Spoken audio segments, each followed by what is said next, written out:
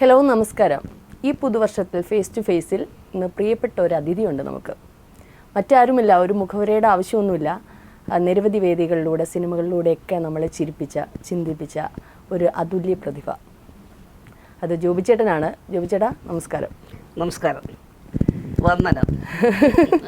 അതെ, ജോബിച്ചേട്ടൻ്റെ കൂടി ഇരിക്കുമ്പോൾ തന്നെ ഈ പുതുവത്സരത്തിൽ ഒരു വല്ലാത്ത എനർജിയാണ്. ഞാൻ ഈ കലാപ്രതിഭ, അതുല്യ പ്രതിഭ എന്നൊക്കെ പറഞ്ഞെങ്കിൽ അതിനോടൊപ്പം ചേർത്ത് വെക്കാവുന്ന ഒരു പേരാണ് മോട്ടിവേറ്റർ. ജീവിതത്തിൽ പല പ്രതിസന്ധികളിലൂടെ ഒരു പക്ഷേ ഈ ഒരു പുതുവർഷത്തിൽ നമ്മുടെ പ്രേക്ഷകർക്ക്, കാണുന്ന പ്രേക്ഷകർക്കൊക്കെ വല്ലാത്തൊരു മോട്ടിവേഷൻ, എനിക്ക് തന്നെ വല്ലാത്തൊരു എനർജി ഇപ്പോൾ ഫീൽ ചെയ്യുന്നുണ്ട്. അല്ലേ? ശരിയല്ലേ? മോട്ടിവേറ്റർ എന്ന് പറഞ്ഞപ്പോ എന്നോട് പറഞ്ഞപ്പോ എനിക്ക് വല്ലാത്തൊരു അല്ല ശരിയാണ്, ശക്തി കിട്ടി. അല്ല ശരിയല്ലേ? അങ്ങോട്ടും ഇങ്ങോട്ടും എന്താണ് ഭംഗി വാക്കുകൾ പറയുമ്പോൾ അങ്ങോട്ടും ഇങ്ങോട്ടും ഒരു എനർജി കിട്ടുമല്ലോ. അല്ല, എനിക്ക് തോന്നിയിട്ടുണ്ട് ചേട്ടൻ്റെ ഒരു സ്റ്റോറി, അല്ലെങ്കിൽ ചേട്ടനെ ഞാൻ ഇന്ന് ആദ്യമായിട്ട് കാണുന്നതല്ല. IFFK വേദിയിലൊക്കെ സ്ഥിരം ഞാൻ കാണാറുള്ള വ്യക്തിയാണ്. നമ്മൾ നേരത്തെയും കണ്ടിട്ടുണ്ട്. ചേട്ടനെ കാണുമ്പോൾ വല്ലാത്തൊരു പോസിറ്റീവ് എനർജി എന്ന് പറയുന്നത്, ഒരു മോട്ടിവേറ്റർ എന്ന് പറയുന്നത് ശരിക്കും അത് ശരിയല്ലേ? അതെ, നമ്മുടെ ഒരു വിസിറ്റിംഗ് കാർഡ് എന്ന് പറയുന്നത് നമ്മുടെ ചിരിയാണ്, അല്ലേ? ചിരിക്കും. അപ്പോൾ നമ്മുടെ ഒരു ചിരി കൊടുക്കുമ്പോൾ പരസ്പരം ഇങ്ങോട്ടും ഒന്ന് ചിരിക്കും. അതെ, ആ ചിരി എന്ന് പറയുന്നതിൽ തന്നെ എല്ലാം ഉണ്ട്. നമ്മുടെ എന്താണ്, നമ്മൾ അങ്ങോട്ടും ഇങ്ങോട്ടും എന്തൊക്കെയോ സംസാരിച്ചു, എത്രയോ നമ്മൾ പരിചയപ്പെട്ടു, അതിനെല്ലാം കൂടെ ഒറ്റ ചിരി മതി. ഈ ഒരു പുതുവർഷത്തിലെ നമ്മുടെ പ്രേക്ഷകർക്ക് കൊടുക്കാൻ പറ്റുന്ന എന്തെങ്കിലും ഒന്നുണ്ടോ? കാരണം ഞാൻ പലപ്പോഴും ചിന്തിക്കാറുണ്ട്, പുതുവർഷം തുടങ്ങുമ്പോൾ എന്തെങ്കിലും ഒരു ലക്ഷ്യം വേണം, എന്തെങ്കിലുമൊക്കെ ഒരു തയ്യാറെടുപ്പ് വേണം, അതുപോലെ എന്തെങ്കിലും ചിന്തിക്കുന്ന കാര്യങ്ങൾ പ്രാവർത്തികമാണ്. പക്ഷെ ഒന്നും നടക്കാറില്ല. അതാണ്, നടക്കാറില്ല. പ്രഭാതങ്ങൾ എനിക്ക് പ്രതിജ്ഞയെടുക്കാനുള്ളതും സായാഹ്നങ്ങൾ അവൻ ലംഘിക്കാനുമുള്ളതാകുന്നു എന്ന് എന്നെ സിനിമയിലോട്ട് കൊണ്ടുവന്ന ബാലചന്ദ്ര മേനോൻ അദ്ദേഹത്തിൻ്റെ സ്ക്രിപ്റ്റിലുണ്ട്. സത്യമല്ലേ അത്? തീർച്ചയായിട്ടും. അത് എനിക്ക് ഞാൻ ഇത് ഉള്ളിൽ വെച്ചിരുന്നേ, ചേട്ടനോട് അത് സംസാരിക്കണമെന്ന് വിചാരിച്ചേ. കാരണം പ്രഭാതങ്ങളിൽ പലതും നമ്മൾ ചിന്തിക്കും. എൻ്റെ ഈ വണ്ണം തന്നെ എനിക്കൊന്ന് കുറയ്ക്കണം, ഡയറ്റിങ് ചെയ്യണം. സ്ഥിരം സ്ത്രീകളൊക്കെ പറയുന്നത്, എൻ്റെ പ്രായത്തിലുള്ള സ്ത്രീകളൊക്കെ എപ്പോഴും ചിന്തിക്കുന്ന ഒരു കാര്യം. പക്ഷെ നടക്കില്ല. ഈ പ്രഭാതത്തിൽ ഞാൻ തയ്യാറെടുപ്പ് നടത്തും, പക്ഷെ സായാഹ്നം അത് പൊട്ടിപ്പോവും, പാളിപ്പോവും എന്നുള്ളതാണ്. ഞാനും നടക്കാറില്ലെന്ന് പറഞ്ഞതുപോലെ എനിക്ക് എപ്പോഴും രാവിലെ എഴുന്നേറ്റ് നടക്കണമെന്ന് തോന്നും, പക്ഷെ നടക്കണില്ല എന്ന് പറയും പോലെ നമ്മുടെ കാര്യങ്ങൾ നമ്മളത് ചെയ്യണം എന്ന് നമ്മുടെ മനസ്സുകൊണ്ട് തന്നെ കൂടുതൽ ആവർത്തി പറഞ്ഞിട്ട് അതൊക്കെ ചെയ്തു തുടങ്ങുക. ഈ ചെയ്തു തുടങ്ങണം എന്ന് പറയുന്നൊരു തുടക്കം ഒരാവശ്യമാണ്. ഏത് കാര്യവും ചിലർ പറയാറുണ്ട്, ഒരു 21 പ്രാവശ്യം നമ്മൾ കണ്ടിന്യൂസ് ആയിട്ട് ചെയ്താൽ 22, 23 ചുമ്മാ പോകുമെന്ന്. അപ്പോൾ 21 തവണ ഞാൻ ജിമ്മിൽ പോകണം, 22ാം ദിവസം കണ്ടിന്യൂ ചെയ്യും. ഉറപ്പ്. അത് ഈ കിടന്ന് ഉറങ്ങിക്കൊണ്ടാണ് 21 തവണ പോണം അങ്ങനെ ആലോചിക്കണം. അപ്പൊ ഇത് കേൾക്കുന്ന പ്രത്യേകിച്ച് സ്ത്രീ പ്രേക്ഷകരുണ്ടെങ്കിൽ ജോബിച്ചേട്ടൻ ഒരു കാര്യം നിങ്ങളെ പറഞ്ഞു മനസ്സിലാക്കിക്കുകയാണ്. 21 തവണ ഇപ്പൊ ജിമ്മാണെങ്കിൽ ജിമ്മ്, മറ്റുള്ള വ്യായാമങ്ങളാണെങ്കിൽ വ്യായാമം, അങ്ങനെ കണ്ടിന്യൂ ചെയ്ത് കഴിഞ്ഞാൽ 22ാമത്തെ ദിവസം നമ്മൾ ഓട്ടോമാറ്റിക്കലി ചെയ്തു പോകും. പഴയ ഒരു ചിത്രം ഞാൻ ഓർക്കുകയാണ്. ഒരു ഓട്ടപ്രദർശനം ഇങ്ങനെ നിൽക്കുകയാണ്. ഇങ്ങനെ നിന്നിട്ട് അടുത്ത് ബെല്ല് ഇത് വെടി വയ്ക്കുമല്ലോ, ഈ കേട്ട ഉടൻ തന്നെ ഓടണം. ഇത് ചെയ്ത് 4-5 പേര് ഓടിത്തുടങ്ങി, എല്ലാവരും ഓടിത്തുടങ്ങി. ഒരാൾ ഫ്രണ്ട് ഇങ്ങനെ നിന്നുകൊണ്ട് മറ്റേ ഡ്രിബണിൽ തൊടുന്നതായിട്ട് സ്വപ്നം കണ്ടുകൊണ്ടിരിക്കുക. അങ്ങനെ നിന്നിട്ട് കാര്യമില്ല, ഇറങ്ങുക. അതെ, ഇറങ്ങി പ്രവർത്തിക്കുക. ചേട്ടാ, അത്ഭുത ദ്വീപ് എന്ന് പറയുമ്പം പ്രത്യേകിച്ച് ചേട്ടൻ്റെ മുഖം അങ്ങനെ പ്രത്യേകിച്ച് മലയാളികൾക്ക് പരിചയപ്പെടുത്തേണ്ട കാര്യമില്ല. അത്ഭുത ദ്വീപ് നമുക്കറിയാം, അവസാനം നായികനെയും കൊണ്ടൊക്കെ പോവുകയാണ്. പക്ഷെ അതിൻ്റെ ഒരു സെക്കൻഡ് പാർട്ട് വന്നാൽ, ചേട്ടൻ ഒരു സ്ക്രിപ്റ്റ് ചെയ്താൽ എങ്ങനെയായിരിക്കും? അത്ഭുതമായിരിക്കും. എന്നാലും എങ്ങനെയായിരിക്കും അതിൻ്റെ കഥ? കാരണം അത് അങ്ങ് എത്തിയോ ഇല്ലേ? കാരണം നായികയും കൊണ്ട് പോകുന്ന ഒരു അവസാനത്തെ ഒരു ഇതാണല്ലോ, എൻഡിലാണല്ലോ അതിൻ്റെ ചെയ്യുന്നത്. തിരിച്ച് ഈ പറയുന്ന ബന്ധുക്കാരെയും സുഹൃത്തുക്കളെയൊക്കെ കാണാൻ നായിക ഇനി വരിക എന്ന് പറയുന്നത് അസാധ്യമായിട്ടുള്ളൊരു കാര്യമായിട്ടാണ് എനിക്ക് തോന്നുന്നത്. അങ്ങനെ ഒരു സെക്കൻഡ് പാർട്ട് വന്നാൽ എങ്ങനെയായിരിക്കും? ഞാൻ തിരിച്ചൊരു കാര്യം ചോദിച്ചോട്ടെ. ഈ അത്ഭുതം എന്ന് പറയുന്നില്ലേ, അത്ഭുതം എന്ന് പറയുന്നത് എന്തുകൊണ്ടാണ്? പൊക്കം കുറഞ്ഞവരെ കാണുമ്പോൾ ബാക്കിയുള്ളവർക്ക് അത്ഭുതം. ഞങ്ങൾക്ക് അങ്ങോട്ടും അങ്ങനെയാണ്, തിരിച്ചും അത്ഭുതമാണ്. ഇത്രയും പൊക്കമുള്ളവർ, നമ്മളത്ര അല്ല, ഇത്രയും പൊക്കമുള്ളവരാണ് നിൽക്കുന്നത്. നമുക്കും അത്ഭുതമാണ്. എന്നാലും നായിക ലാസ്റ്റിൽ അതിലെങ്ങനെയാണ് പറയുന്നത്, നായിക നായകനെയും കൊണ്ട് അങ്ങ് പോവല്ലേ, നായകനും കൂടെ അങ്ങ് പോവല്ലേ, നായകനെയും കൊണ്ടല്ല, നായകനെയും കൊണ്ട് പോവല്ലേ.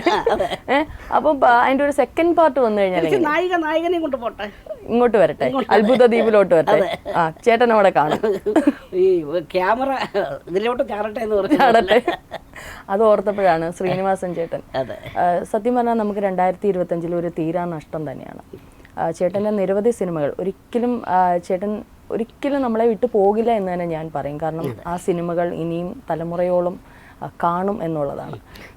25-30 വർഷങ്ങൾക്ക് മുമ്പ് അദ്ദേഹം എഴുതിയ ചില സാധനങ്ങൾ ഓരോരുത്തരും അതിൻ്റേതായ സമയമുണ്ട് ദാസ. അതെ, അത് ഓരോരുത്തർക്കും ആ സമയം, അതല്ലെങ്കിൽ തന്നെ സന്ദേശത്തിൽ തന്നെ എത്രയോ വരികൾ അദ്ദേഹം എഴുതിയ എത്രയോ കാലത്തിനപ്പുറം ജീവിക്കുന്നില്ലേ. അതാണ് അതിൻ്റെ മഹത്വം എന്ന് പറയുന്നത്. ചേട്ടന് ഏറ്റവും ഇഷ്ടപ്പെട്ട സിനിമ ഏതാണ് ശ്രീനിവാസൻ ചേട്ടൻ? ശ്രീനിവാസൻ്റെ ഏതാണ് ഇഷ്ടപ്പെടാത്തത് എന്ന് ചോദിക്കുന്നതാണ് കുറച്ചുകൂടെ. ഒന്നിനൊന്ന് ഇഷ്ടപ്പെടുന്നു എന്നുള്ളതാകുമ്പോഴത്തേക്കാണ്. സന്ദേശം തന്നെ വലിയൊരു സന്ദേശമാണ് അല്ലേ. എനിക്ക് ഒരു സിനിമയിൽ എനിക്ക് ഒരുമിച്ച് അഭിനയിക്കാനായിട്ട് പറ്റിയിട്ടുണ്ട് കേട്ടോ. സമയമെന്ന് പറഞ്ഞതാണ്. പക്ഷേ അത് പുറത്തു വരാൻ സമയമായിട്ടില്ല. അതാണ് എൻ്റെ ഒരു ദുർവ്വന്നിട്ട്. പക്ഷേ മറ്റൊരു പേരിലെന്തോ അത് വന്നിട്ടുണ്ട്. അപ്പോൾ അദ്ദേഹമായിട്ട് ഒരുപാട് അടുത്തിടപഴകാനായിട്ട് എനിക്ക് കഴിഞ്ഞിട്ടുണ്ട്. വളരെ സീരിയസ് ആയിട്ടാണ് എന്നോട് സംസാരിക്കുന്നത്. ഒത്തിരി കാര്യങ്ങൾ പറഞ്ഞിട്ടുണ്ട്. വരവേൽപ്പിനെ കുറിച്ചൊക്കെ അദ്ദേഹം സംസാരിച്ചു. ആ സാഹചര്യവും കാര്യങ്ങളൊക്കെ അത് വളരെ സീരിയസ് ആയിട്ടാണ് നമ്മുടെ സംസാരിക്കുന്നത്. ഞാൻ വിചാരിച്ച നമ്മുടെ വലിയ തമാശ പറഞ്ഞ് എപ്പോഴും തമാശയാണ്. ജഗതി ചേട്ടനും അങ്ങനെ ഒരു സംഭവം ഉണ്ട് കേട്ടോ. ജഗതി ചേട്ടനും എന്നോട് സംസാരിക്കുമ്പോൾ വളരെ സീരിയസ് കാര്യങ്ങളാണ് സംസാരിക്കുന്നത്. ഒരിക്കലും ഒരു തമാശ കാര്യങ്ങൾ നമ്മൾ പറഞ്ഞ് അങ്ങനെ ചിരികൾ പങ്കുവച്ചതായിട്ട് എനിക്കറിയില്ല. ചേട്ടൻ്റെ അടുത്ത് കുറച്ച് ചോദ്യങ്ങൾ ചോദിക്കട്ടെ, ഷോർട്ടായിട്ടുള്ള. ഇഷ്ടമല്ലെങ്കിൽ കടുകട്ടിയാണെങ്കിൽ സ്കിപ്പ് ചെയ്യാം. പേടിയുണ്ടോ? പേടിയോ? എനിക്കോ? ഞാനിവിടെ ഇച്ചിരി വിറച്ചിരിക്കും. ചോദിക്കട്ടെ. 2025 ചേട്ടനെ ഒരുപാട് ചിരിപ്പിച്ച ഒരു സംഭവം, ഒരുപാട് ചിരിപ്പിച്ച, ഇത്രയും എന്നെ ചിരിപ്പിക്കുന്ന ഒരു വ്യക്തിയെ ചിരിപ്പിച്ച ഒരു സംഭവം. 25 ഞാൻ ഫുൾ പ്രിപ്പയർഡ് ആയിട്ട് വന്നേക്കാം ഫോണിലൊക്കെ. ഞാൻ 25 നോക്കി പറയുകയാണ്, നീ കൂടുതൽ അഹങ്കരിക്കടാ, 20 അഹങ്കരിക്കണ്ടടാ, 26 ഉണ്ടാവും എന്ന് വിചാരിച്ചപ്പോൾ എനിക്ക് 25 നോക്കി ഒരു ചിരി വന്നു. അത് അടിപൊളി. അതേപോലെ തന്നെ 2025 വേദനിപ്പിച്ച ഒരു ഇൻസിഡന്റ്. വേദനിപ്പിച്ചത് ആ 25ന്റെ അവസ്ഥ കണ്ട് ഞാൻ വേദനിച്ചു എന്നുള്ളതാണ്. ഈശ്വര, അപ്പൊ ആദ്യം പറഞ്ഞ ഡയലോഗ് എന്തായിരുന്നു? 25നെ നോക്കി ചിരിക്കുന്നു, നീ കൂടുതൽ അഹങ്കരിക്കണ്ട, 26 ഉണ്ട്. ഓക്കെ. ഈശ്വരോ, എന്തോ ഒരു കിളി പോയി. ആ കിളി പോയെങ്കിൽ അത് തന്നെയാണ് എന്നെ ഏറ്റവും കൂടുതൽ ചിരിപ്പിച്ചത്. ഓക്കെ ചേട്ടാ, നമുക്ക് ഒരുപാട് പ്രശ്നങ്ങൾ നമ്മുടെ ലൈഫിലുണ്ടായിരിക്കും. ഒരുപാട് ചിലപ്പോഴൊക്കെ നമ്മൾ സ്റ്റക്കായി നിൽക്കുന്ന സന്ദർഭങ്ങളുണ്ടായിരിക്കും. അങ്ങനെ പതറി നിന്നിട്ടുള്ള നിമിഷം ഏതാണ്? ചേട്ടാ ഇപ്പൊ വിചാരിക്കും ഇതെന്തൊരു ചോദ്യം. ഇത് തന്നെയാണ് ഇപ്പൊ ഞാൻ പതറി നിൽക്കുകയാണ്. എന്ത് സംഭവിച്ചു എന്ന് ഞാൻ ആലോചിക്കുകയാണ്. ഈശ്വര, ഇവിടെ ഞാനാണ് 8-ലായിരിക്കുന്നത്. എന്ത് പറ്റി? ഇന്റർവ്യൂവിന് വിളിച്ചു നിർത്തിയിട്ട് അരമണിക്കൂർ പതറി നിൽക്കാനാണ്. ഇനി ചോദിക്കണോ? വേണ്ട. 2025 ചെയ്യണമെന്ന് കരുതിയിട്ട് ചെയ്യാത്ത ഒരു കാര്യം, എന്തെങ്കിലും ഒരു കാര്യം ആഗ്രഹിച്ചു അല്ലെങ്കിൽ ചെയ്യണം എന്ന് ദൃഢനിശ്ചയമൊക്കെ എടുത്തിന്. കാരണം ഓരോ വർഷവും ഓരോരുത്തരും ദൃഢനിശ്ചയം എടുക്കുമല്ലോ. എന്നിട്ട് ചെയ്യാൻ പറ്റാത്ത ഒരു കാര്യം. പറ്റാത്തതായിട്ട് ഇതെങ്കിലും തగ్గടിക്കരുത്. ഇല്ലല്ല, കുറച്ചൊക്കെ പൊക്കം വെക്കണമെന്നൊന്ന് ആഗ്രഹിച്ചു. അതിനുവേണ്ടി എന്തെങ്കിലും കഴിക്കണമെന്ന് വിചാരിച്ചു. അതെന്ത് കഴിക്കും എന്നാലോചിച്ചു. ഒരുപാട് സന്തോഷം തോന്നിയ നിമിഷം? അത് പറഞ്ഞല്ലോ, ഈ ഏറ്റവും കൂടുതൽ സന്തോഷം തോന്നേണ്ട നിമിഷം ഏതെന്നറിയാം ലൈഫിൽ? അത് തന്നെ. ഏതാണ് നിമിഷം? ഈ നിമിഷമാണ്. ഈ പ്രസൻറ്റ് ടൈം, ഈ സമയം നമ്മൾ ഏറ്റവും കൂടുതൽ സന്തോഷകരമായിരിക്കുക എന്നുള്ളതാണ്. ഈ നിമിഷം ഞാൻ നല്ല സന്തോഷകരമായിട്ടാണ് ഇരിക്കുന്നത്. Thank you. അതിൽ ഞാനൊരു ഭാഗമാണല്ലോ. Thank you. ഇനി 2026 സീക്രട്ട് ആണെങ്കിൽ പറയണ്ട. എന്തെങ്കിലും ഞാനിപ്പം 2026 ചില കാര്യങ്ങളൊക്കെ പദ്ധതികളൊക്കെ ഇട്ടിട്ടുണ്ട്, നടക്കുമെന്ന് തോന്നില്ല. അതുപോലെ എന്തെങ്കിലും പ്ലാനിങ് ഉണ്ടോ, ചെയ്യാൻ ആഗ്രഹിക്കുന്ന എന്തെങ്കിലും ഒരു കാര്യം? തീർച്ചയായിട്ടും ഉണ്ട്, ഒരുപാട് കാര്യങ്ങളുണ്ട്. അത് പറയണമെന്ന് ചോദിച്ചെന്ന് പറഞ്ഞില്ലേ, സീക്രട്ടാണ്. സീക്രട്ടല്ല, പിന്നെ ഞാൻ ആഗ്രഹിക്കുന്ന ഒത്തിരി കാര്യങ്ങളുണ്ട്. അതെല്ലാം സഫലമാകട്ടെ എന്ന് ആണ് എൻ്റെ ഒരു ചിന്ത. കൂടുതലും ഞാനിപ്പോൾ ഇപ്പോൾ പ്രവർത്തിച്ചുകൊണ്ടിരിക്കുന്ന കുറച്ച് മേഖലകളുണ്ട്. അത് അരികവൽക്കരിക്കപ്പെട്ട കുറേ സമൂഹമുണ്ട്. ഈ സമൂഹം കുറച്ച് അഭിവൃദ്ധി പ്രാപിക്കട്ടെ. അതായത് നമ്മുടെ ഒന്നുകൂടെ തെളിച്ച് പറയുകയാണെങ്കിൽ നമ്മുടെ ഭരണഘടന അനുശാസിക്കുന്ന സമത്വം, സാഹോദര്യം, സ്വാതന്ത്ര്യം ഇത് എല്ലാവർക്കും ഉണ്ടാവാനുള്ള ഒരു സാഹചര്യം ഉണ്ടാവട്ടെ എന്ന് ഞാൻ അതിയായി ആഗ്രഹിക്കുന്നു. തീർച്ചയായിട്ടും ചേട്ടൻ്റെ ആ ഒരു ആഗ്രഹം, ഇഷ്ടം ഒക്കെ ഈ 2026 സഫലമാകും, ആകട്ടെ. ഇനി അടുത്തത്, ഇഷ്ടപ്പെട്ട ഒരു കോമഡി ആർട്ടിസ്റ്റ് സിനിമയിൽ? നമ്മൾ നേരത്തെ സംസാരിച്ചല്ലോ, ശ്രീനിവാസനെ ഇഷ്ടപ്പെട്ടല്ലോ. ശ്രീനിവാസനെ പിന്നെ സിനിമയിൽ എന്ന് പറയുകയാണെങ്കിൽ നമ്മൾ ചാപ്ലിനാണല്ലോ ആദ്യം ആഗ്രഹിക്കുന്നത്, അല്ലേ? Charlie Chaplin. ആ കാലത്ത് തന്നെ ഇത്രത്തോളം ജീവിതത്തെ ഇത്രത്തോളം കാഠിന്യമായ ജീവിതത്തെ ഇത്രത്തോളം രസകരമായി ജനങ്ങളിലേക്ക് കൊണ്ടുവന്നു. ആ കാഠിന്യം കാണിച്ചു കൊടുത്ത വ്യക്തിയാണ്. ഇപ്പോൾ ശ്രീനിവാസൻ മരിച്ചപ്പോൾ ഞാൻ എൻ്റെ FBയിൽ എഴുതിയത് ഇങ്ങനെയാണ്: മലയാളത്തിൻ്റെ ചാപ്ലിൻ നമ്മെ വിട്ടു പോയി.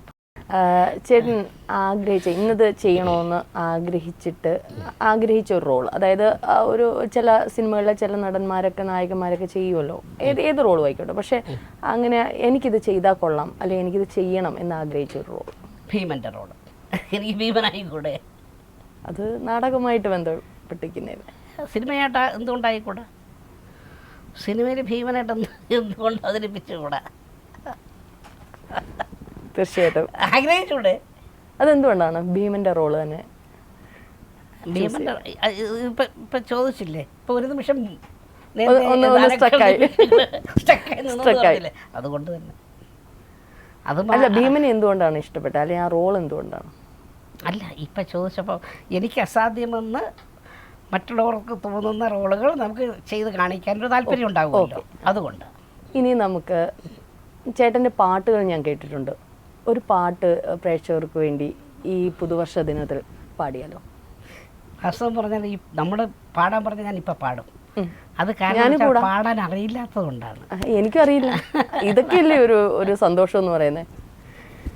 ഒരു ചിരി കൊണ്ടു നമ്മൾ ഒരു കാർത്തിക തീർക്കാം, ഒരു ഇതൾ കൊണ്ടു നമ്മൾ ഒരു വസന്തം തീർക്കാം, യൗവനം ഒരു പാൽക്കടലായി ചാർത്തിടുമതിരൂപമാം പൂവാനത്തെ തേടി പാടാം നമുക്ക് പാടാം വീണ്ടും ഒരു പ്രേമഗാനം. അത് നല്ല പാട്ട്, മനോഹരമായ പാട്ടല്ലേ? അതെ അതെ, ആ പാട്ടുകളൊന്നും ഇന്നില്ല എന്നുള്ളതാണ്. എനിക്കറിയില്ല, വരികളില്ല. ഇനി മറ്റൊരു കുറച്ചുകൂടി ഒരു അടിച്ചുപൊളി പാട്ട്. ഞാൻ ചേട്ടൻ്റെ ഒരു നാടൻ പാട്ട് കേട്ടായിരുന്നു, എനിക്ക് വരികൾ ഓർമ്മയില്ല. ആണോ? ഞാനൊരു സ്റ്റേജിൽ ചേട്ടൻ പാടുന്ന കേട്ടു. നാടൻ പാട്ടിൽ അപ്പം വരികൾ ഓർമ്മയില്ലെങ്കിൽ ഓർമ്മയില്ല, അത് ആർക്കും അറിയില്ലാത്ത പാട്ട് പാടാം. ആയിരം തണ്ടുക്ക് മുന്നാമേഴും തണ്ട് അരചനേഴും തണ്ട് കന്നീളം തണ്ട്, ആയിരം തണ്ടുക്ക് മുന്നാമേഴും തണ്ട് അരചനേഴും തണ്ട് കന്നീളം തണ്ട്, കാതൊക്കുന്നില്ല പെണ്ണെ കഴുത്തൊക്കുന്നില്ല പെണ്ണെ കാതൊക്കുന്നില്ല പെണ്ണെ കഴുത്തൊക്കുന്നില്ല പെണ്ണെ പെണ്ണെ പുറപ്പെടടി പൂലാട്ടം കാണാൻ. നാടൻ പാട്ടുകളെല്ലാം വാമൊഴി പാട്ടുകളാണ്. അതെ അതെ, ഒന്നും എഴുതി വെച്ചിട്ടില്ല. ചേട്ടാ ഇപ്പം സോഷ്യൽ മീഡിയയുടെ ഒരു വല്ലാത്ത തരംഗം തന്നെയാണ് അല്ലേ? നമ്മൾ എനിക്ക് തോന്നി ടി വി ചാനലൊക്കെ നോക്കുന്നതിനേക്കാളും സോഷ്യൽ മീഡിയ അധികമായിട്ട് വർദ്ധിച്ചുകൊണ്ടിരിക്കുക. അതിലെ ട്രോളുകൾ അതൊരു ഹാസ്യം തന്നെയാണല്ലോ. ശരിക്കും പറഞ്ഞാൽ ഇപ്പോഴത്തെ ശുദ്ധ ഹാസ്യം എന്ന് പറയുന്നത് ഇല്ലാണ്ടായി പോവുകയല്ലേ? പല ഹാസ്യങ്ങളും പലർക്കും വേദന ഉണ്ടാക്കുന്ന തരത്തിലേക്ക് പോയിക്കൊണ്ടിരിക്കുകയല്ലേ?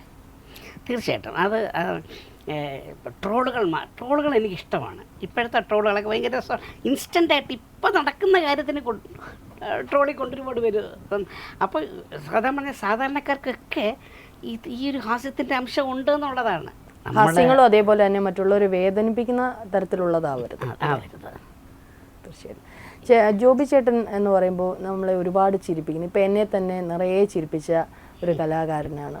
പക്ഷേ ആ ചിരിയുടെ പിറകിലും കുറേ വേദനകൾ പലപ്പോഴും ചേട്ടൻ്റെ ഈ പറയുന്ന ഫാമിലി ആയാലും പലതും എന്ന് വെച്ചാൽ ചേട്ടൻ്റെ ഒരു ജീവചരിത്രം തന്നെ നോക്കി കഴിഞ്ഞാൽ വലിയ ഇതിൽ നിന്നൊന്നും വലുതായിട്ട് പിന്നീട് പോയതൊന്നുമല്ല. ചെറിയ രീതിയിൽ നിന്നും വലിയ ബുദ്ധിമുട്ടുകളിലൂടെയൊക്കെ കടന്നുപോയ ഒരു കലാകാരൻ തന്നെയാണ്. എങ്ങനെ ചിരിക്കാൻ സാധിക്കുന്നു? കരഞ്ഞിട്ടു മരിച്ചാലും നരകത്തിലാണെങ്കിൽ കുലുങ്ങി ചിരിച്ചിട്ടു മരിച്ചൂടെ. ചിരിക്കാം ചിരിക്കാം ചിരിച്ചുകൊണ്ടിരിക്കാം, ചിരിയുടെ മുട്ടിന് തിരി കൊടുത്താം, കണ്ണുനീരിനു ടാറ്റ ചുടു കണ്ണുനീരിനു ടാറ്റ. എൻ്റെ പിന്നെ ഹിസ്റ്ററിയിൽ എനിക്ക് 2 മക്കളുണ്ട്. എൻ്റെ രണ്ടാമത്തെ മകൻ ഓട്ടിസ്റ്റിക്കാണ്. അവൻ സംസാരിക്കില്ല. അതും വെച്ച് ഞാൻ ഞാനോ ഇങ്ങനെയായി, എൻ്റെ മോനും ഇങ്ങനെയാണ് എന്ന് വിചാരിച്ചിരുന്നാൽ നമുക്കൊരു ജീവിതം വേണ്ടേ? അന്തസ്സായിട്ട് നമുക്ക് ജീവിക്കാം. അന്തസ്സായിട്ട് ചിരിച്ചുകൊണ്ട് അന്തസ്സായിട്ട് ഈ സമൂഹത്തിൽ നമ്മളെ കൂടെ ഉൾക്കൊള്ളണം എന്നുള്ളതേ ഉള്ളൂ. നമ്മൾ തീർച്ചയായിട്ടും ധൈര്യമായിട്ട് പോകുന്നു. ഇതാണ് നമ്മുടെ ജോബി ചേട്ടൻ. കാരണം ചേട്ടൻ്റെ കൂടി ഇരിക്കുന്നവരെ സന്തോഷിപ്പിക്കാൻ ചേട്ടന് പറ്റുന്നത് വലിയൊരു അനുഗ്രഹമാണ്. കാരണം അത് എല്ലാവർക്കും അങ്ങനെ കഴിയില്ല. ശരിക്കും ഈ ഒരു പുതുവർഷത്തിൽ എനിക്ക് കിട്ടിയ വലിയൊരു ഗിഫ്റ്റാണ് ചേട്ടൻ. ചേട്ടാ ഇനി മറ്റൊരു പാട്ട് നമുക്ക് കരച്ചിലൊക്കെ മാറ്റിയേക്കാം. നല്ലൊരു പാട്ട് നല്ല നാടൻ പാട്ട്. നമ്മളെ മാത്രം ഇഷ്ടപ്പെടല്ലപ്പാ, നിങ്ങളെ മാത്രം ഇഷ്ടപ്പെടല്ലപ്പാ. ഒരമ്മ പെറ്റതുപോലെ എല്ലാവരും അങ്ങനെ തന്നെ, ഒരമ്മ പെറ്റതുപോലെ എല്ലാവരും അങ്ങനെ തന്നെ.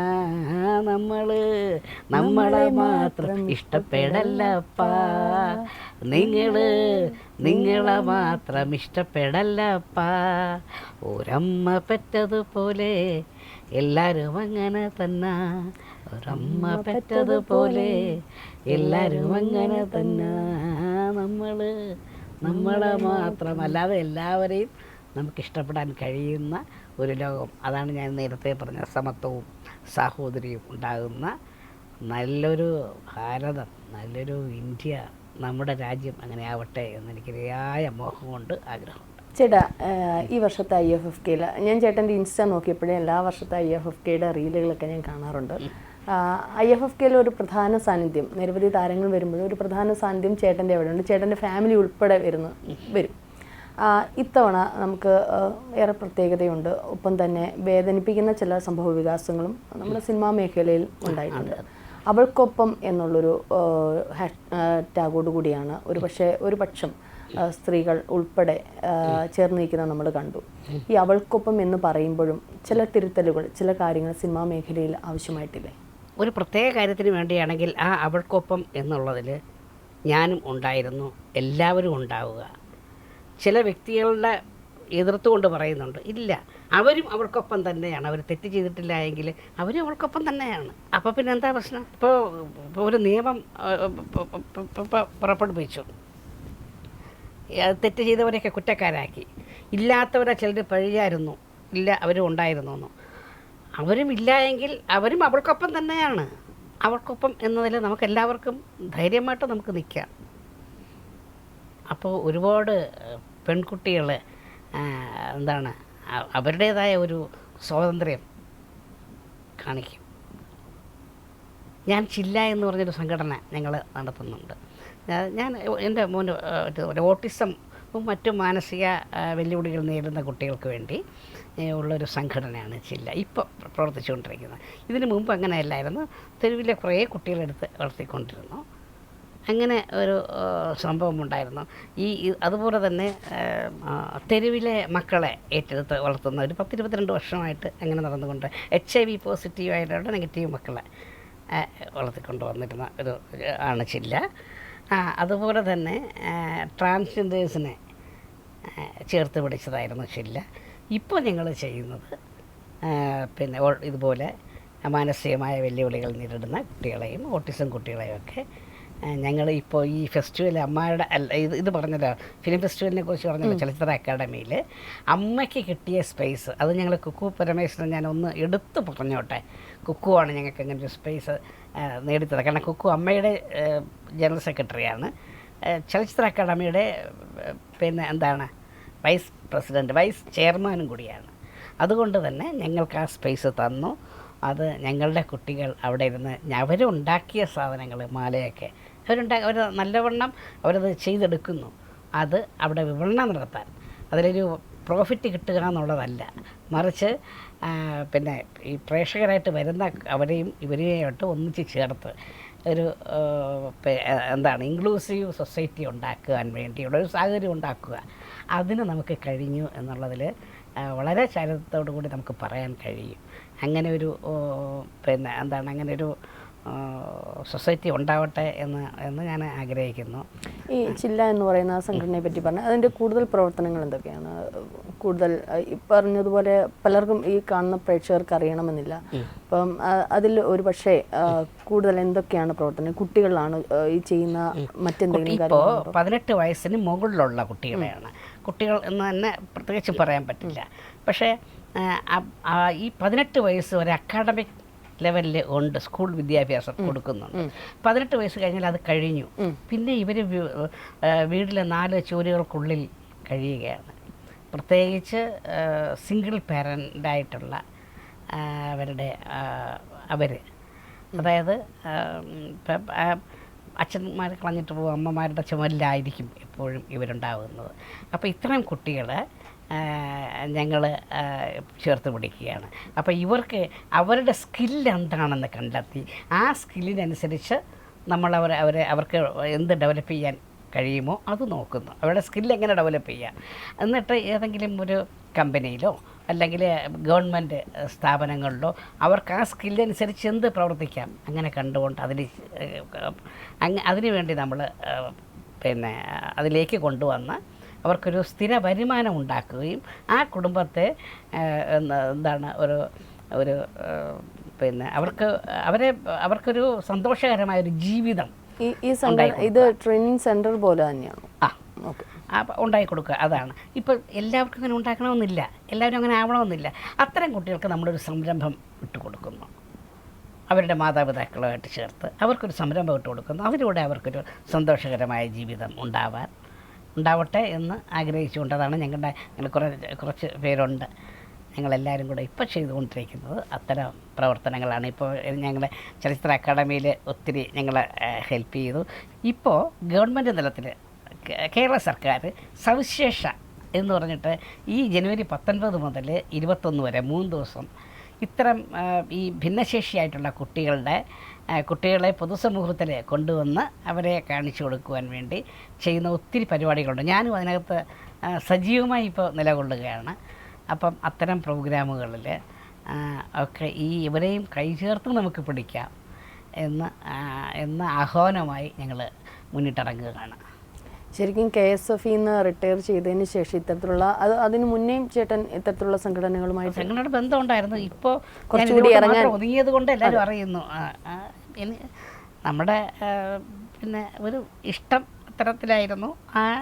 ഇഷ്ടത്തിലൂടെ പൊയ്ക്കൊണ്ടിരുന്നു. അതിപ്പോൾ ജനങ്ങൾ കൂടുതൽ തിരിച്ചറിയുന്നു എന്നുള്ളത്. തീർച്ചയായിട്ടും ഇത് വലിയൊരു വലിയൊരു കാര്യമാണ്. സാധാരണ ഒരാൾക്കോ അല്ലെങ്കിൽ ഒരു ഗ്രൂപ്പ് ഓഫ് പീപ്പിളിനോ ചെയ്യാൻ പറ്റാത്ത ഒരു വലിയൊരു സംഘടനയാണ്. കാരണം ഇത്തരത്തിലുള്ള കുട്ടികളെ ക്രോഡീകരിക്കുക. ഇതിനകത്ത് ഇപ്പോൾ ഓട്ടിസ്റ്റിക് മാത്രമായിട്ടുള്ള കുട്ടികൾ മാത്രമല്ല, നിരവധി മേഖലയിലുള്ള അല്ലേ ഇത്തരത്തിൽ മാനസിക വെല്ലുവിളികൾ നേരിടുന്ന എല്ലാവരും ഉണ്ട്. അതൊരു പാറ്റേണായിട്ട് പോകുന്നു. ഞാനിപ്പോൾ പിന്നെ ഇപ്പോൾ അത്ഭുതദ്വീപ് പറഞ്ഞുമാണ് നമ്മൾ തുടങ്ങിയത്. അത് എന്നെ ഇപ്പോഴുള്ള പിന്നെ പൊക്കം കുറഞ്ഞവരുടെ ഒരു സംഘടനയുണ്ട് കേട്ടോ, ലിറ്റിൽ പീപ്പിൾ ട്രസ്റ്റ്. അങ്ങനെ ട്രസ്റ്റ് ഉണ്ടാക്കിയിട്ടുണ്ട്. അതിൻ്റെ പിന്നെ പ്രസിഡൻറ്റ് ഞാനാണ്. പിന്നെ അങ്ങനെ ഒരു സംഭവം കുറേ പ്രവർത്തനങ്ങൾ നടക്കുന്നുണ്ട്, ഇങ്ങനെ പോകുന്നുണ്ട്. ഇത് ചെറിയ കാര്യമൊന്നുമല്ല. ഇത് കേൾക്കുമ്പോൾ ഞാൻ തന്നെ നേരത്തെ ഞാൻ പറഞ്ഞു ഇത് സ്ട്രക്കായി നിൽക്കുമെന്ന് പറയല്ലേ. ശരിക്കും ഇത് കേൾക്കുമ്പം തന്നെ ചേട്ടനെ കുറച്ചുകൂടി അറിയാനാണ് തോന്നുന്നത്. ഈ മുഖവുരയുടെ ആവശ്യമില്ല എന്ന് ഞാൻ പറഞ്ഞപ്പോൾ തന്നെ ഇതറിയാത്ത ഒരുപാട് പ്രേക്ഷകരുണ്ടായിരിക്കും അല്ലേ. ഫാമിലി സൂസൻ എന്നാണ് എൻ്റെ പിന്നെ ഭാര്യ. 2 മക്കൾ, സിദ്ധാർത്ഥ്, ശ്രേയസ്, 2 മക്കൾ. ഇതുപോലെ തന്നെയാണോ ചേട്ടൻ വീട്ടിൽ? അതായത് എപ്പോഴും ഓരോ മൊമെൻറ്റും ചിരി പടർത്തിക്കൊണ്ട് കുടുംബത്തിൽ, അതോ കുറച്ച് സീരിയസ് ആയിട്ടുള്ള അച്ഛൻ തന്നെയാണോ? ഞാൻ KSFയുടെ മാനേജറായിരുന്നപ്പോൾ അങ്ങനെയല്ലേ ഇരിക്കാൻ പറ്റുള്ളൂ എനിക്ക്. അവിടെ ഈ ചിരിച്ചോണ്ട് വെറും ഏത് നേരവും ചിരിച്ചോണ്ടിരിക്കുക. പക്ഷെ ചിരി ഒരു സ്വഭാവം. ചേട്ടൻ എപ്പോൾ കണ്ടാലും ഒരു ചിരിച്ച ഒരു മുഖമാണ്. അതെ അതെ, അത് നമ്മുടെ ഓരോരുത്തരുടെ സവിശേഷതയാണ്. ഞാനും അതുപോലല്ലേ? അതെ, തീർച്ചയായിട്ടും. അല്ല, ചിരിയാണ് നമ്മുടെ എല്ലാവരുടെയും ഒരു ഫസ്റ്റ് അട്രാക്ഷൻ എന്ന് പറയുന്നത് അല്ലേ. ഞാൻ ചോദിച്ചതിന് മറുപടി ഒന്നുമില്ല, അതിൽ നിന്ന് വഴുതി പോകരുത്. അല്ല, സീരിയസ് ആവേണ്ടടുത്ത് സീരിയസ് ആവും. പിന്നെ അച്ഛനാകേണ്ടടുത്ത് പിന്നെ എന്താണ് വില്ലനായിട്ട് കാര്യമില്ലല്ലോ, അല്ലെങ്കിൽ പിന്നെ എന്താണ് ശത്രുവായിട്ട് കാര്യമില്ലല്ലോ. കുറച്ച് സീരിയസ് ആവും, സ്നേഹമായിട്ട് നിൽക്കുക. സീരിയസ് ആവേണ്ടടുത്ത് സീരിയസ് ആവും, അല്ലാത്തടത്ത് ചേച്ചിയടുത്ത് സീരിയസ് ആയിട്ടൊരു കാര്യം ഒരു വായ്പ എടുക്കുന്നതിന് വേണ്ടി ഒരു ആൾ വന്ന് ചോദിക്കുകയാണ് എന്തൊക്കെയാണ് ഇങ്ങനെ, അതിന് വെറുതെ ചിരിച്ചോണ്ടിരുന്നിട്ട്. KSFയുടെ കാര്യമല്ല ഞാൻ ചോദിക്കുന്നത്, വീട്ടിൽ KSF നമുക്ക് വിടാം, അത് പോയല്ലോ. റിട്ടയർ വീട്ടിലെല്ലാവരും സൗമ്യമായിട്ട് തന്നെയാണ് ആണല്ലോ. ഞാൻ ചോദിക്കും ശരിക്കും ഈ പിന്നെ ഇത് എപ്പോഴാണെന്ന് പറയണേ, അന്ന് ഓഫ് ചെയ്തിടാനായിട്ട്. ഇത് പ്രക്ഷേപണം ചെയ്യുമ്പോൾ ആദ്യമേ ഞാൻ ചേച്ചിയെ വിളിച്ച് പറയും, ഇവിടെ പറഞ്ഞിട്ടുള്ള കാര്യങ്ങളല്ല, ആദ്യമേ ഒരു ട്രോൾ അടിച്ച് ഒരു തగ్గടിച്ച്. ശരിക്കും ഇത്രയും നേരം എന്നെ മാത്രമല്ല ഇത് കണ്ടുകൊണ്ടിരിക്കുന്ന പ്രേക്ഷകരെ ഒരുപാട് ചിരിപ്പിക്കുകയും ചിന്തിപ്പിക്കുകയും ഒക്കെ ചെയ്ത ഒരു കലാകാരൻ തന്നെയാണ്. അതിനേക്കാൾ അപ്പുറം ഞാൻ ആദ്യം പറഞ്ഞതുപോലെ ഒരു മോട്ടിവേറ്റർ കൂടിയാണ്. ഈ ഒരു പുതുവർഷത്തിൽ ഒരു എനർജി ഇത് കേൾക്കുന്ന പ്രേക്ഷകർക്കും എനിക്കും ഒക്കെ കിട്ടിയിട്ടുണ്ട്. അതിന് ഞങ്ങൾ ചേട്ടനോടാണ് നന്ദി പറയുന്നത്. Thank you. ഒപ്പം തന്നെ ഈ ഒരു പുതുവർഷത്തിൽ കിട്ടിയ നല്ലൊരു അതിഥിയാണ് ഞങ്ങളുടെ. ശരിക്കും പറഞ്ഞാൽ ഒരുപാട് കാര്യങ്ങൾ ചേട്ടനെ പറ്റി ഒരുപാട് കാര്യങ്ങൾ, മുഖവുര ആവശ്യമില്ല എന്ന് പറഞ്ഞപ്പോഴും ഇതൊന്നും അറിയാത്ത ഒരുപാട് പ്രേക്ഷകരുണ്ട്. ചേട്ടൻ ചെയ്യുന്ന കാര്യങ്ങൾ, പ്രവർത്തനങ്ങൾ, അതൊക്കെ കേൾക്കുമ്പം സത്യം പറഞ്ഞാൽ എനിക്ക് വളരെ സന്തോഷവും അഭിമാനമൊക്കെ തോന്നുന്നു ഇന്ന് ഇവിടെ കൂടെ ഇരിക്കുമ്പോൾ. ആ സംഘടനാ പ്രവർത്തനങ്ങളൊക്കെ വളരെ നന്നായി തന്നെ മുന്നോട്ട് പോകട്ടെ. എല്ലാ പറയുന്ന ആഗ്രഹങ്ങളെല്ലാം ഈ 2026 ചേട്ടൻ പറഞ്ഞ ആഗ്രഹമെല്ലാം നന്നായിട്ട് തന്നെ അത് ലക്ഷ്യത്തിലെത്താൻ തന്നെ ഈശ്വരൻ സഹായിക്കട്ടെ. ചേട്ടന് പുതുവർഷ ആശംസകൾ നേരുന്നു. അപ്പോൾ നമുക്ക് പ്രേക്ഷകർക്കൊരു ആശംസകൾ നേരണ്ടേ? തീർച്ചയായും എല്ലാവർക്കും ഈ പുതുവത്സരം നന്മ നിറഞ്ഞ ഒരു വത്സരം, അല്ലെങ്കിൽ നന്മ നിറഞ്ഞ ഒരു ദിനങ്ങളാവട്ടെ. ഓരോ ദിനവും ഓരോന്നും ഒന്നിനൊന്നും നന്മ നിറഞ്ഞ ദിനങ്ങളാവട്ടെ എന്ന് ആശംസിക്കുന്നു. ജയ്ഹിന്ദ് പ്രേക്ഷകർക്കും ജയ്ഹിന്ദിൻ്റെ പുതുവത്സര ആശംസകൾ. Happy new year. Happy new year.